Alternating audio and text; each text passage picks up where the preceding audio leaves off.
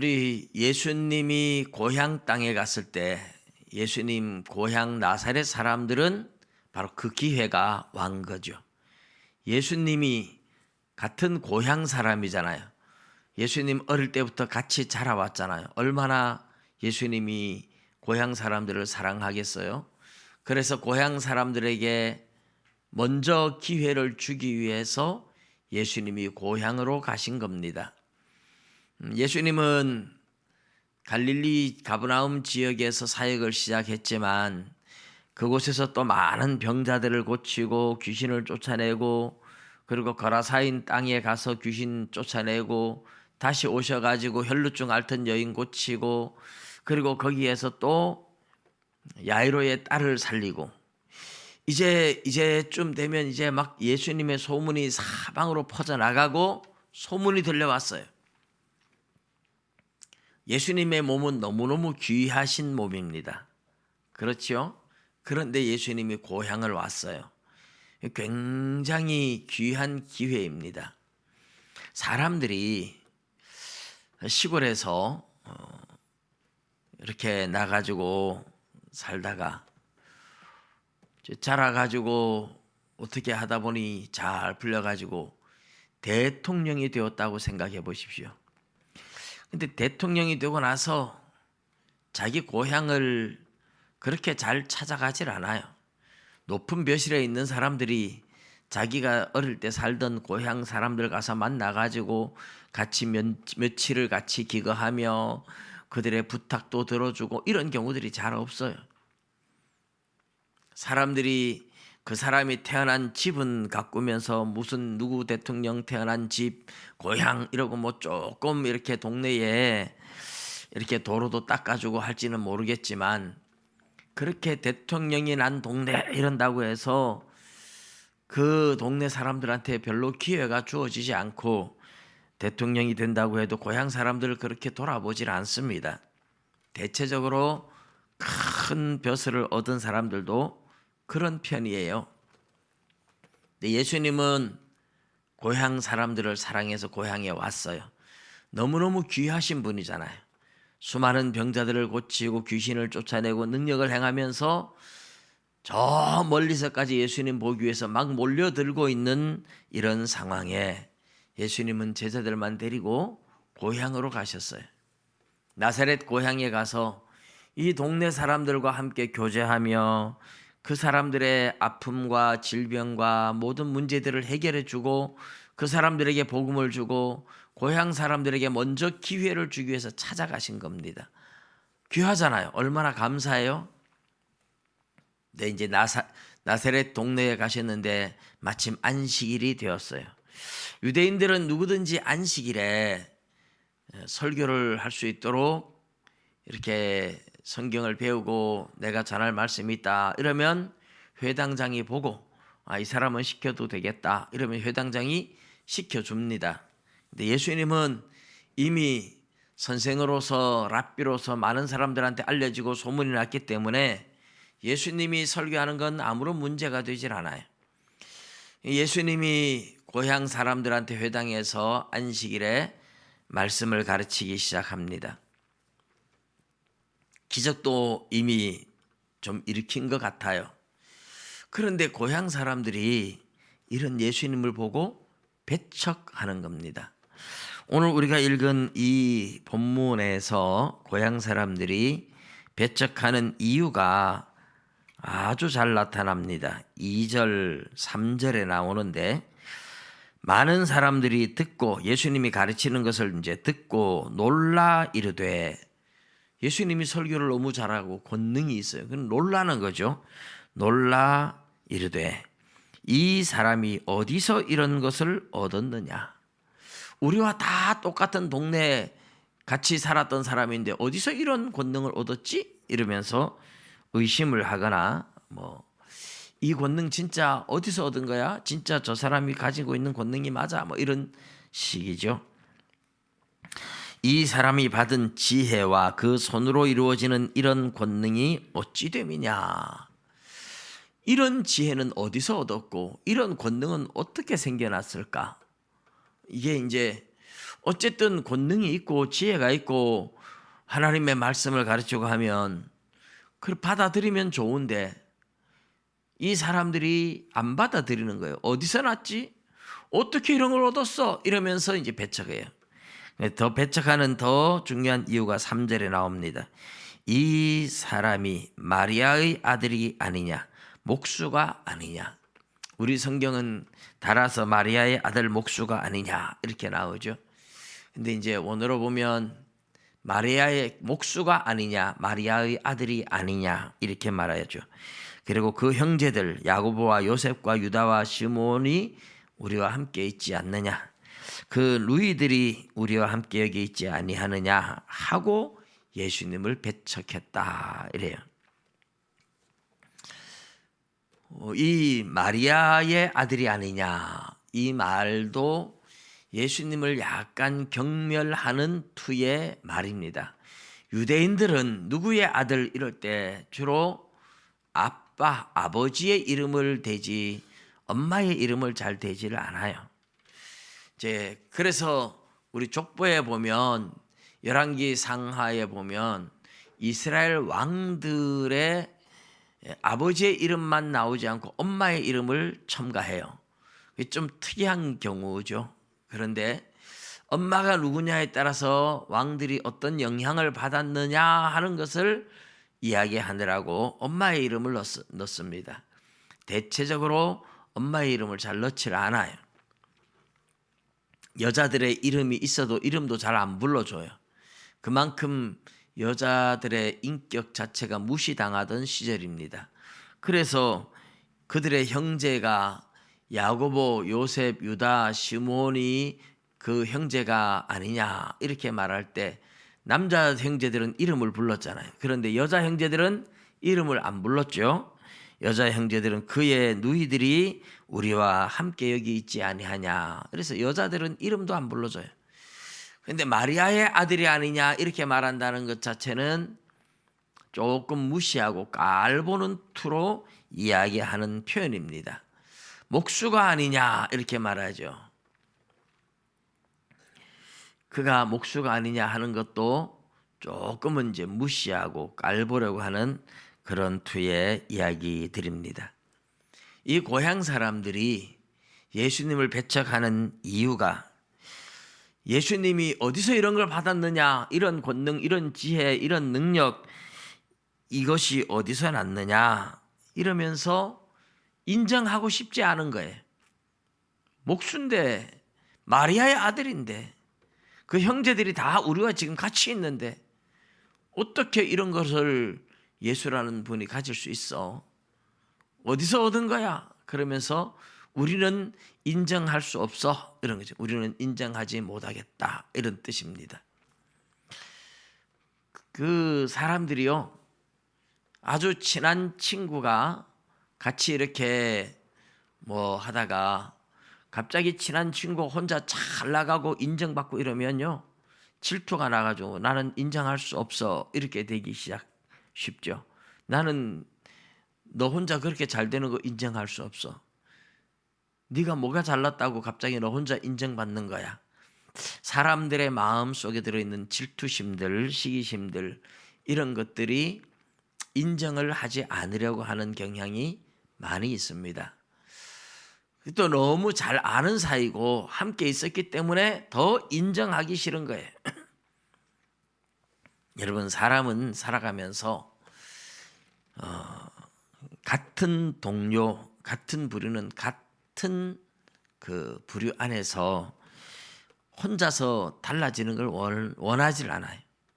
그래서 이제 예수 안 믿던 사람 중에 누가 한 사람이 예수 믿는다 이러면 너는 왜 우리와 다른 길을 가느냐 이것이 이제 박해의 주 원인이 되는 겁니다. 우리와 너는 똑같아야 돼. 우리가 술을 먹으면 너도 술을 먹어야 되고 우리가 노름을 하면 너도 노름을 해야 되고 우리는 친구니까 우리는 똑같아야 돼. 그런 의식들이 사람들에게는 있어요. 나와 다른 사람, 나와 다른 것에 대해서 잘 인정하고 싶어 하지 않는 거죠. 특별히 나와 다른 그 부분이 아주 존경받고 인정받고 대접받는 어떤 탁월한 일이라면 더 인정하고 싶어 하지 않는. 그래서 이제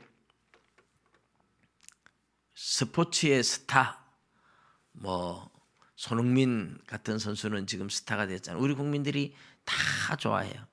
왜냐하면 우리와 같은 사람이라고 생각하기 때문에. 우리와 같은데 우리보다 더 잘해가지고 우리의 이름을 빛내주고 한국의 이름을 빛내주고 그런 거는 되게 좋아요. 우리의 영웅이잖아요. 우리의 영웅은 우리를 절대로 배반하면 안 되는 거죠. 우리의 영웅은 어디까지나 우리의 영웅이고 우리와 같은 사람이라는 전제가 붙어 있는 겁니다. 그래서 그 영웅이 우리와 같은 존재이기 때문에 막 스포츠 스타를 막 추앙하고 막 좋아하다가도 조금만 잘못해 보십시오.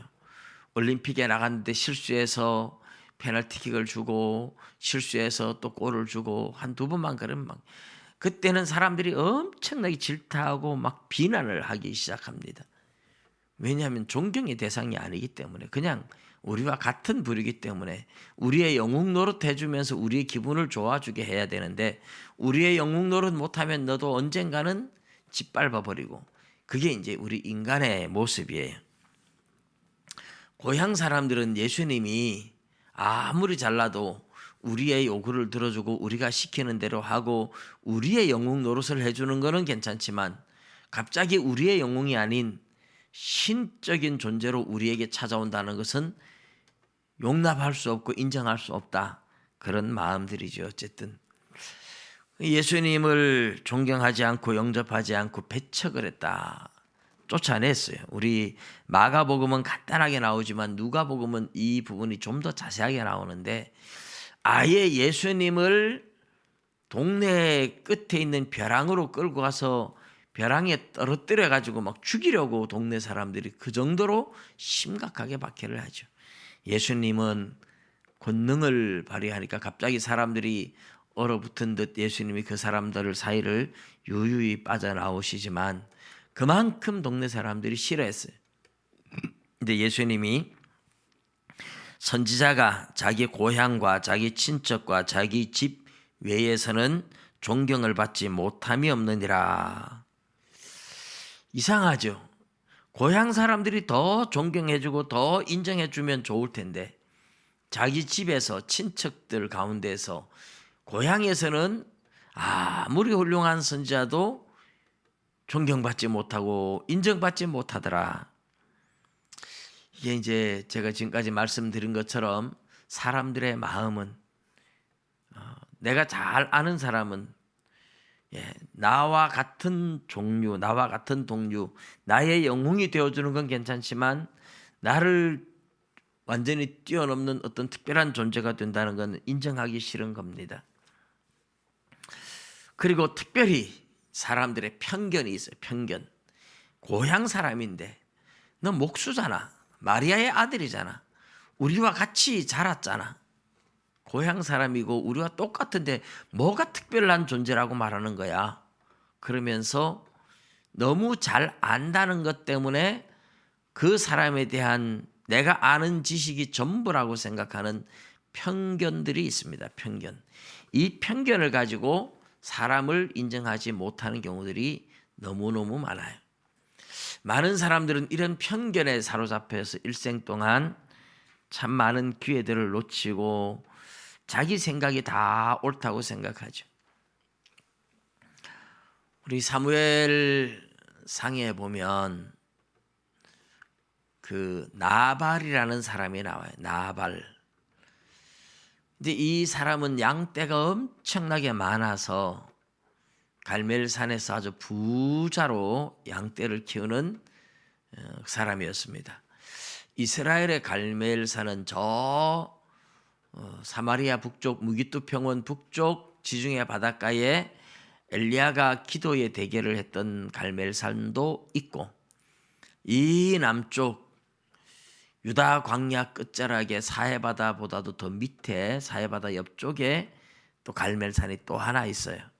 나발은 그 유다 광야에 있는 갈멜산에 거기에서 이제 목축업을 하는 그런 사람이었습니다. 다윗이 양털을 깎는다는 건 이제 농사 짓는 사람들을 말하면 추수할 때입니다. 추수할 때 잔치를 벌이는 거예요. 나발이 양털을 깎아서 잔치를 벌이기 때문에 다윗이 자기 신하들 여러 명을 보내가지고 나발에게 가서 좋은 날 왔으니까 우리에게 먹을 것 좀 달라고 해봐라. 우리가 그동안 대접을 잘 했기 때문에 아마 주지 않겠느냐 그렇게 생각을 한 겁니다. 그런데 의외로 나발이 전혀 그러지를 않았어요. 나발이 어떻게 했습니까? 나발이 아주 무시를 해버렸어요. 아주 무시를 하고 나발이 그냥 너무너무 잘하고 선하게 했던 다윗을 무시할 뿐만 아니라 아주 주인에게서 자기 마음대로 떠난 사람이라고 아주 무시를 하고 음식도 안 주고 모욕을 했습니다. 이 나발에게 찾아온 엄청난 기회잖아요. 다윗이 얼마 지나지 않으면 왕이 될 것이라는 사실을 만일에 알았더라면 나발이 그렇게 무시하고 모욕하고 쫓아보냈겠습니까? 안 그랬겠죠. 몇 년 지나지 않으면 다윗이 왕이 되는데 만일에 나발이 그때 다윗을 잘 대접했더라면 다윗이 왕이 되고 나서 나발한테 어떻게 했겠어요? 엄청나게 잘해 주었겠죠. 근데 나발은 그런 기회를 놓쳐버린 겁니다. 그런 기회를 놓쳐버리고 아주 무시를 했어요. 다윗이 너무 진노해가지고 다윗이 어떻게 하느냐? 신하들한테 허리에 칼을 차라. 그래가지고 나발을 죽이러 올라가려고 해요. 나발 아내 아비가일이 양식을 준비해서 다윗한테 갖다 주고 다윗한테 간청을 해서 다윗이 덕분에 내가 용서할게 하고 갔습니다. 그러나 이제 그 아비가일 나발의 아내가 이제 나발이 술이 잔뜩 취해가지고 있으니까 그날은 말하지 않고 다음날 술에 깼을 때 그 얘기를 해요. 당신이 어제 다윗을 무시해가지고 다윗이 군사들을 거느리고 우리 집안을 전부 다 멸망시키러 올라왔다. 왜 그렇게 말을 함부로 하시고 그러냐고. 내가 그나마 이렇게 해서 다윗이 지금 잠시 진노를 멈추었지만 다윗이 굉장히 진노를 했었다. 그 말을 듣고 그만 나발이 섬뜩한 거죠. 죽을 뻔했다는 말에 이제 충격을 받는 거예요. 그래서 너무 충격을 받고 그날부터 시름시름 앓다가 한 열흘 있다가 죽어버렸어요. 나발에게 주어진 엄청난 기회를 잃어버렸는데 나발의 마음속에도 다윗을 무시하는, 사람을 무시하는 어떤 편견이 있었던 거죠. 사람들은 자기가 가지고 있는 지식과 자기가 가지고 있는 생각이 전부라고 생각하고 편견을 가지고 바라볼 때가 굉장히 많습니다. 우리 예수님을 배척했던 바리새인들도 다 편견을 가지고 있어요. 어떤 편견을 가지고 바라봅니까? 이 유대인들은 장로들의 전통이라는 그들의 율법, 이게 이제 구전율법이라고 하는데 하나님이 모세에게 율법을 줄 때 기록한 율법 말고 입으로 전하는 구전율법이 따로 있었다. 이래가지고 그 구전율법을 이제 미시나라고 불러요. 미시나라고 부르는데 사실 하나님이 모세에게 구전율법을 준 적은 없습니다. 구전율법을 준 적이 없는데 바벨론의 포로로 끌려갔다 돌아와서 이 에스라가 율법을 가르치고 했는데도, 그런데도 불구하고 이제 하나님이 이스라엘을 회복시켜 주는 게 눈에 보이질 않잖아요. 그때 왜 하나님께서 우리가 이렇게 회개하고 돌아왔는데도 이렇게 어렵게 놔두실까, 이 고민을 하다가 사람들이 생각할 때 이 생각을 했어요. 하나님 율법을 더 철저하게 지키면 하나님이 빨리 회복시켜 줄 거다, 이런 생각을 한 거죠. 그래서 하나님의 율법을 더 철저하게 지키겠다고 그렇게 해서 자기들이 율법을 더 엄격하게 스스로 만들어냈습니다. 그리고 그것을 구전율법이라 이렇게 부르면서 이제 백성들한테 가르쳤어요. 사실 자기들이 만든 거죠. 장로들이 만든 전통이다. 우리 예수님은 그렇게 얘기하죠. 그건 성경이 아니고 그 미시나가 발전돼 가지고 오늘날 탈무드가 된 거예요. 탈무드는 미시나에서 나온 건데 이 미시나는 구전율법이라고 자기들이 말했던 것을 결국은 예루살렘이 멸망하면서 기록으로 남길 수밖에 없었던 거죠. 그렇게 구전율법을 만들었던 중간사 시대, 구약과 신약 중간사 시대의 그 무리들을 하시딤 무리라고 부릅니다. 하시딤 무리라고 부르는데 이 하시딤 무리들의 후예가 바로 바리새인들이에요. 이들이 바리새인이다 보니까 아주 이제 바리새인들이다 보니까 이제 굉장히 구전율법을 철저하게 지키려고 해요. 근데 예수님이 구전율법을 인정하지 않잖아요. 모세의 율법, 하나님의 말씀을 예수님은 따라가지 장로들이 만든 구전율법을 따라가지 않았던 거예요. 그러니까 여기에 대해서 구전율법을 어긴다고 예수님을 정죄했던 겁니다. 근데 자기들이 아는 것이 전부라고 생각하는 이 편견 때문에 바리새인들은 계속 예수님을 배척했어요. 그리고 바리새인들이 예수님을 배척했을 뿐만 아니라 나중에 사도들이 전도하러 가는 것도 계속 박해를 하죠. 그래서 바울 사도가 전도하러 가는 곳곳마다 박해를 받는데 고린도후서 3장에 보면 바울 사도가 이렇게 이야기를 합니다. 이스라엘 백성들은 성경을 읽을 때에 아직까지 수건이 그 얼굴에 가리워졌다 이렇게 말해요. 모세가 시내산에 올라갔다 내려왔을 때에 얼굴에 빛이 나니까 사람들이 두려워해서 그 두려워하는 사람들을 위해서 이 모세가 수건으로 자기 얼굴을 가렸었잖아요. 수건으로 가려서 이제 빛을 못 보게 하는 겁니다. 그런데 모세가 수건으로 가리는 진짜 중요한 목적을 고린도후서 3장에 뭐라고 해놨느냐 하면 이 얼굴에 빛이 나다가 서서히 사라질 건데 이 사라지는 걸 못 보게 하기 위해서 빛을 못 보게 하기 위한 것이 아니었어요. 빛이 사라지는 그 장면을 못 보게 하기 위해서 수건으로 가렸다 이렇게 말을 해요. 빛이 사라진다는 것 구약 율법의 영광을 의미하는데 그 율법의 영광이 사라지는 것도 못 보게 하려고 한다. 근데 지금은 예수 그리스도가 와서 율법의 영광이 아닌 복음의 영광이 비춰지고 있으니 훨씬 영광스러운 시대임에도 불구하고 사람들이 얼굴에 여전히 수건을 가리고 있어서 그 영광의 복음의 영광의 빛을 못 보고 있다. 이게 이제 고린도후서 3장에서 유대인들이 가지고 있는 바리새인들이 가지고 있는 잘못된 편견을 꼬집어서 이야기할 때 바울 사도가 그렇게 이야기를 합니다. 이 많은 사람들이 왜 이렇게 편견을 가지게 될까? 그리고 왜 하나님의 말씀대로 살지 못하고 이런 편견에 사로잡혀서 말씀을 배척할까? 우리 이제 그 부분을 간단하게 생각을 해보면 첫째는 너무 자기가 잘 안다고 생각할 때 고향 사람들이 배척을 했잖아요. 너무 잘 안다고 생각하니까 자기들이 아는 게 전부라고 생각하니까 자기가 아는 그 짧은 지식 때문에 편견을 가지게 됩니다. 그래서 우리는 내가 아는 것이 전부라고 생각하면 안 되고 언제나 하나님 말씀 앞에 겸손해야 됩니다. 하나님의 말씀을 더 깊이 알아가고자 묵상하고 기도하고 겸손해야 돼요. 사람이 조금만 알면 전부라고 생각하는 이 굉장히 오만한 겁니다. 저도 한 번씩 그럴 때가 있었는데 지금도 이렇게 보면 제가 성경을 너무 많이 모른다 이런 생각을 참 많이 해요.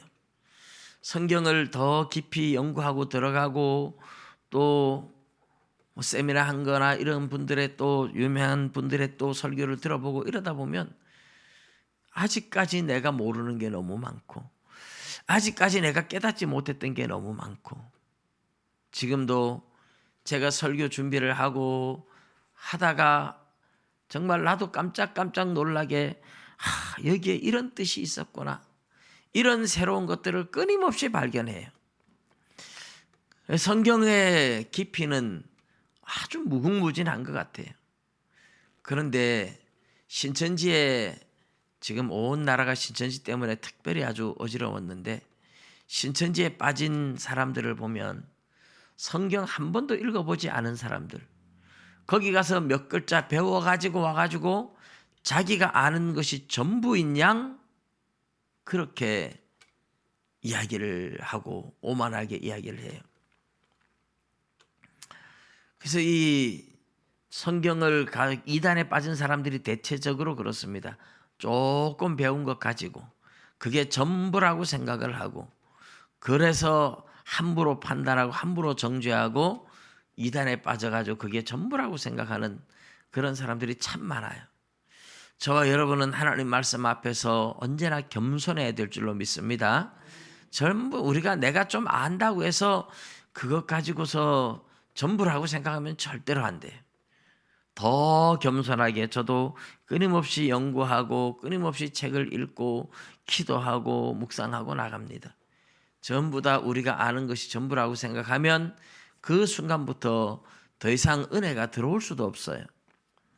근데 사람들이 가지는 이런 편견, 이런 것들이 그렇게 만들고, 또 하나는 사람들이 신앙이 뭔지를 잘 모르는 그런 경우가 있어요. 신앙. 여러분, 신앙은 우리가 어떤 감당해야 할 어떤 미션이 아닙니다. 여러분 그 영화 미션 임파서블 하는 영화를 보셨는지 모르겠지만, 미션 임파서블 하는 영화가 굉장히 인기를 많이 끌었죠. 이 미션 임파서블이라는 영화에는 주인공에게 주어진 미션이 있어요. 어떤 임무가 있어요. 그 임무를 달성하기 위해서 정말 수단과 방법을 가리지 않고 그 임무를 이제 이루어내죠. 근데 제목 자체가 미션 임파서블이잖아요. 불가능한 임무가 주어진다, 이런 말이잖아요. 근데 불가능한 임무를 만들어내고 가능하게 만들고 불가능한 임무를 해내는, 거기에 이제 스릴이 있고, 그래서 미션 임파서블 이러면 불가능한 일을 해내는, 불가능한 임무를 해낸다, 이런 거죠. 근데 여러분, 우리 신앙이 미션이 아니라, 이 말은 신앙은 우리가 해야 할 어떤 임무가 아니라 그냥 우리의 삶이 되어야 돼요. 근데 이제 사람들이 신앙을 미션처럼 생각할 때가 많죠. 예를 들어서 올해는 내가 성경을 2번 읽어야 되겠다. 성경 2번 읽는 거는 좋은 거예요. 좋은 목표예요. 나쁜 건 아니에요. 그런데 성경을 읽는 게 말씀을 통해서 내가 은혜 받고 깨닫고 하기 위해서 읽는 것이 아니라 그냥 2번 내가 올해도 읽었다 하는 것이 나의 자랑거리가 되기 위해서 그냥 생각 없이 그냥 읽기만 한다. 그게 무슨 유익이 자기에게 있느냐 하는 겁니다. 디모데 전서 5장에 보면, 디모데전서 5장 6장에 보면 이제 이런 것들에 대해서 이야기를 하고 있어요. 이제 사람들이 경건의 능력을 잃어버리는 사람들, 이런 경건의 능력을 잃어버리고 진리를 잃어버리는 사람들이 그리스도 예수의 교훈을 따르지 않을 때, 교훈을 말씀에 순종하지 않고 그냥 지식적으로만 쌓아갈 때 그들은 진리를 잃어버리고 다투기 좋아하고 비방하기 좋아하고 자랑하기 좋아하고 그렇게 변질된다는 거죠. 그건 일종의 그 바리새인처럼 변하는 겁니다. 이제 실질적으로 많은 바리새인들이 그랬듯이 오늘날 교회에 이 경건의 능력을 잃어버리고 경건의 모양만 가지고 경건을 이익의 재료로 생각하는 사람들, 그런 사람들이 많죠. 경건의 모양만 가지고 있고 경건을 이익의 재료로 생각하는 사람들. 그래서 이제 기도를 나는 하루에 몇 시간 해. 금식 40일 금식 기도 나는 몇 번 했어. 근데 여러분 40일 금식 기도를 3번 4번 했다고 자랑하는데 40일 금식 기도를 하는 목적이 뭐였을까요? 금식을 해가지고 정말 자아가 죽고 욕심이 죽고 삶이 예수님처럼 변했을까요? 금식을 적어도 40일 금식 기도를 3번 4번 했다 그러면 세상에 대한 미련과 욕망과 자아를 죽이고 예수님을 정말 닮은 사람이 돼 있어야 돼요. 그러면 그 사람 40일 금식 기도를 몇 번 했니 자랑하지 않아도 예수님 닮았다, 존경받을 거 아닙니까? 인정받을 거 아닙니까? 그런데 40일 금식 기도 난 3번 했어, 이것이 자랑거리가 돼가지고 남들을 무시하고 정죄하면서 자기는 대단한 사람인 척 하는 사람들이 많잖아요. 그러면 40일 금식 기도가 그 사람에게는 미션이었던 거죠. 나는 이런 미션 임파서블, 불가능한 일을 나는 해냈어. 그래서 자기의 자랑거리가 되고 자기의 교만거리가 되어버리면 아무 의미가 없는 거죠. 금식한 것이 자기의 자랑거리가 되어서 그것을 가지고 너는 금식 40일 금식 한 번도 못했지 하고 남들을 정죄하고 자기 자랑거리로 삼는다면 그건 신앙이 아닙니다. 신앙을 미션으로 착각한 거죠. 우리가 그 기도를 하는 거, 성경을 읽는 거, 우리가 뭐 어떤 일을 하는 것들이 나의 교만이 되고 나의 자랑이 된다면 그건 자기한테는 사실 아무 유익이 없습니다. 그런 건 신앙이 아니에요. 신앙이 아니에요. 신앙은 성경을 내가 이만큼 읽었어, 이게 아니고 성경을 읽다 보니까 자기가 변화돼야 돼요. 예배를 드리다 보니까 내가 변화돼야 돼요. 내가 이렇게 살아서 되겠나? 내가 이렇게 욕망을 가지고 살아서 되겠나? 내가 이렇게 혈기를 가지고 살아서 되겠나? 내가 이렇게 자만해서 되겠나? 이러면서 변화돼야 돼요. 내가 오늘도 말씀대로 살지 못했구나.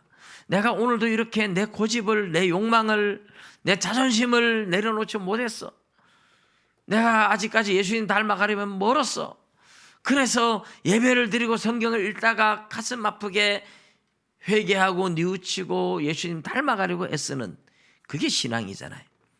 성령의 열매를 맺는다는 것은 우리 삶에서 예수님을 닮아가는 변화된 인격, 그것이 성령의 열매입니다. 여러분, 아무리 예수를 믿어도 사람이 변하지 않는다면 그 사람은 신앙이 무엇인지를 모르는 거예요. 신앙을 하나의 미션 임파서블처럼 생각해가지고 나는 특별 새벽 기도를 이렇게 다 나가고 나는 금식 기도를 이렇게 하고 성경을 이렇게 많이 읽고 그런데 변화된 게 아무것도 없어요. 여러분, 그거는 신앙이 아닙니다. 그거는 바리새인을 만들어가는 지름길입니다. 여러분, 바리새인이 되고 싶으면 신앙을 미션처럼 생각하면 돼요. 근데 우리는 바리새인이 돼서는 안 되잖아요. 신앙은 내 삶이어야 되죠. 내 삶이고 내 인격이어야 됩니다. 제가 옛날에 성경을 아직까지 한 3번 정도인가 그렇게밖에 읽지 않았을 때 하늘산 기도원에 제가 기도하러 간 적이 있습니다. 그런데 같이 기도하고 뭐 이러다가 숙소에서 이제 대화를 할 수 있는 기회가 있었어요. 저는 예수 믿은 지 아직 얼마 안 됐고, 근데 거기에서 이야기하는 분이 뭐 저보다는 한 10살 정도는 많아 보이는데 불평이 너무 많았어요. 그래서 이 불평을 너무 많이 하고 그래서 제가 볼 때는 성경대로 살아야 되는데 성경을 너무 모르는구나. 그래서 제가 성경을 좀 읽어보세요, 이렇게 초신자가 겁도 없이 제가 건방지게 그 저보고 묻더라고요. 성경 몇 번 읽으셨어요? 그래서 제가 2번 읽었다고. 그러니까 나는 10번 읽었어요, 이러더라고요. 제가 할 말이 없어서 아무 말도 못했습니다. 근데 성경을 10번 읽었는데 성경을 몰라. 성경을 10번 읽었는데 말씀대로 살려고 하는 노력이 없어. 성경을 10번 읽었는데 미움과 원망과 불평으로 가득 차 있어. 그럼 뭐예요? 성경을 왜 읽었을까요? 왜 예배를 드렸을까요? 왜 기도를 했을까요? 삶이 변화되지 않는 신앙생활, 많은 신앙적인 행위들이 자신의 삶을 변화시키지 못한다면 그 사람은 신앙을 삶으로 생각하지 않고 하나의 미션으로 생각을 하고 살아왔다는 뜻이죠. 오늘 저와 여러분의 신앙도 내가 성경을 이만큼 읽었고 내가 이렇게 성경을 많이 알고 있고 내가 이렇게 기도를 많이 하고 이런 것이 하나의 우리의 자랑거리가 된다면 나는 또 하나의 바리새인일 뿐입니다. 우리 신앙은 신앙의 행위가 성경을 읽은 거나 기도를 하는 거나 아는 지식이 우리의 자랑거리가 아니라 알면 아는 것만큼 인격이 변화되고 새로워져야 되는 것, 그것이 우리 신앙입니다. 저는 이번에 코로나 바이러스 사태를 보면서 정말 이럴 때를 통해서 신앙을 제대로 가지고 있는 사람이 누구인지 많이 보게 된 것 같아요. 많은 목사님들하고 또 이렇게 전화는 주고받고 이러니까 우리 동기 목사님들도 대구에 어려움을 당했다 할 때 가장 먼저 서울 지역에서 마스크를 준비해서 내려보낸 목사님들이, 물론 서울 지역의 동기들이 돈을 같이 모으고 힘을 모았지만 모든 사람이 그렇게 생각한 건 아니에요. 잘 아는 동기 목사님들 두세 명이 대구 지역에 어려움을 당했는데 우리가 이럴 때 가만히 있으면 안 되지 않느냐, 우리 동기 목사님들이 할 수 있는 게 뭘까, 그러면서 전화가 왔던 그분들, 먼저 생각할 수 있었던 분들이 있었어요. 대구 지역의 저 문경 지역에서도 두 분의 목사님이 전화가 왔어요. 목사님, 이 대구 지역에 동기 목사님들 가운데 어려운 사람을 좀 추천을 해주세요. 이렇게 어려울 때 경제도 어렵고 교회도 다 어려워질 텐데 우리는 교회가 좀 크니까 한 1,000명 정도 모이는 큰 교회니까 우리가 할 수 있는 일이 아니겠습니까? 지역 사회에서도 뭔가를 하고 있지만 또 그렇게 하려고 하더라고요. 제가 대구 지역에 우리 동기 목사님들을 쭉 살펴보니까 근데 누구를 도와줘야 될까 이렇게 살펴봤는데 우리 총신대학원 졸업한 동기들이 한 600명이 좀 넘습니다. 600명이 좀 넘는데 지금 목회를 하면서 동기 모임의 소식을 알 수 있는 동기들은 한 120명 정도밖에 안 돼요. 그 외에 한 40명 정도는 선교사로 나가 있고 또 한 20명 정도는 교수 역할을 하고 있고, 그래서 그런 사람 한 60명 빼고 200명이 채 안 되거든요. 한 120명 중에서 대구 지역에, 대구 경북 지역에 뭐 한 3, 40명 정도 있습니다. 근데 대구 지역에 코로나 때문에 대구 청도 지역의 어려운 교회 목회자들 도와주겠다고 저보고 추천을 하라고 하는데 제가 가만히 보니까 제가 제일 어려운 것 같더라고요. 500명, 칠곡중앙교회도 뭐 한 500명은 되고 부광교회는 더 그렇고 목자교회도 그렇고 주원교회도 그렇고 반야월 서부교회, 청도 뭐 청도에서 제일 큰 교회, 성주에서 제일 큰 교회, 뭐 전부 다 보니까 기본적으로 300명 이상 다 계는 교회 목사님들이. 근데 제가 또 동교회 회장이라고 저한테 전화했는데 뭐 제가 도움 받을 수는 없고 도와도 같이 도와야 되는데 근데 추천해 줄 사람이 잘 없어가지고 제가 이제 우리 대구 지역 말고 좀 넓은 지역으로 확대하면 안 되느냐, 아마 가능하지 않을까, 그래서 이제 다시 전화를 해보려고 합니다. 근데 부산에서도 연락이 왔어요. 우리 허영재 집사님을 통해서 연락이 왔는데 허영재 집사님 동생, 부산에서 한 번씩 올라오는 허범재 집사님, 허국재 집사님, 그분들이 부산에서 다니는 교회가 우리 교회보다도 더 작은 교회예요. 우리 교회보다도 더 작은 교회인데 그 목사님께서 대구 지역에 경제가 무너지고 어려워서 교회들이 어렵다고 하는데 교회에 재정을 좀 보내줄 그런 교회가 없을까? 그런데 이제 이 허영재 집사님 동생분들이 우리 형님 다니는 교회도 어려울 것 같은데, 그래가지고 우리 교회를 돕겠다고 선정을 하셨어요. 그래서 우리 교회를 얼마 보내주실지는 제가 모르겠지만, 우리가 도움을 받아야 할 교회가 지금은 되고 있는 코로나 사건 때문에 제가 꼭 그 목사님한테 개인적으로는 감사를 드려야 할 것 같아요. 서울에서도 또 우리 아들이 다니던 교회에서도 그런 어려운 교회를 찾고 대구를 도우려고 하는, 그래서 제가 딱 보면서 이 어려움을 당하니까 어려운 교회들을 돕고 대구를 도와야 되겠다 하는 그런 이런 때에 이렇게 이런 마인드를 가진 분들이 있어요. 그런데 제가 어느 교회에 이제 목사님하고 이야기를 하는데, 이 목사님이 큰 교회예요. 1,000명이 넘는 큰 교회인데 예배를 못 드리고 뭐 마을 한가운데 있으니 성도들이 오는 걸 교회 마을 주민들이 이제 싫어하니까 이렇게 영상 예배로만 다 드리는데, 이럴 때 교회가 지역 사회를 도와야 됩니다. 어려울 때 도와야 됩니다. 그런데 교회 중직자들이 지금 헌금도 안 나오고 우리가 어려운데 뭔 소리냐고 막 이렇게. 그런데 이제 목사님이 그 교회는 멀리 있는 성도들도 있고 하다 보니까 주보에 계좌번호가 항상 기록이 되어 있답니다.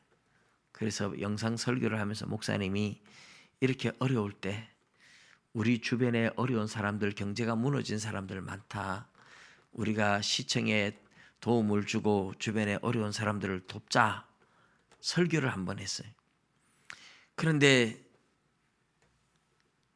뜻밖에도 장로님들, 권사님들은 한 번도 헌금을 안 했는데 청년들부터 헌금이 들어온 거예요. 청년들부터 주일학교까지 젊은 애들이 이럴 때 도와야 된다고 들어왔는 게 1억이 들어왔어요. 1억이. 너무 놀래가지고 장로님들이 뒤늦게 이럴 줄 몰랐다고 그러면서 같이 이제 동참을 하신 것 같아요.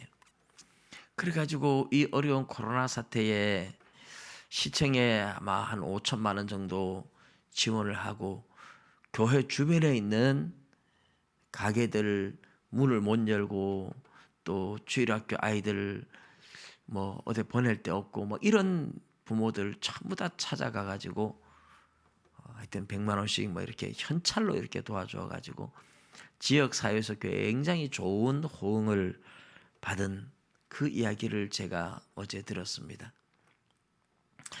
이런 게 뭘 제가 말씀을 드리려고 하느냐 하면, 신앙이 미션이 되지 않고 신앙이 삶이 되어 있는 사람들은 어려울 때를 함께 나눌 줄 압니다. 왜 경제가 더 어려워지느냐 하면, 지금 어렵다 생각하니까 사람들이, 부자들이 돈을 더 꽁꽁 끌어안고 안 푸는 거예요. 더 안 풀죠, 이럴 때. 그 주식들도 더 그렇고 뭐 가게들도 그렇고 전부 다 더 어려워져요. 근데 여러분, 진짜 예수 믿는 사람은 이럴 때 어떻게 해야 됩니까? 제가 우리 교회는 진짜 부자가 없어요. 우리 교회는 부자가 없는데 우리 노회 안에도 뭐 부자 성도들은 몇백억씩 재산을 가진 성도들도 있어요. 이럴 때 부자 성도들이 돈을 풀어야 되는 겁니다. 교회 안에 어려운 성도들 많잖아요. 이럴 때, 이 어려울 때에 부자들이, 그런 사람들은 돈 1억 이런 게 돈도 아니에요.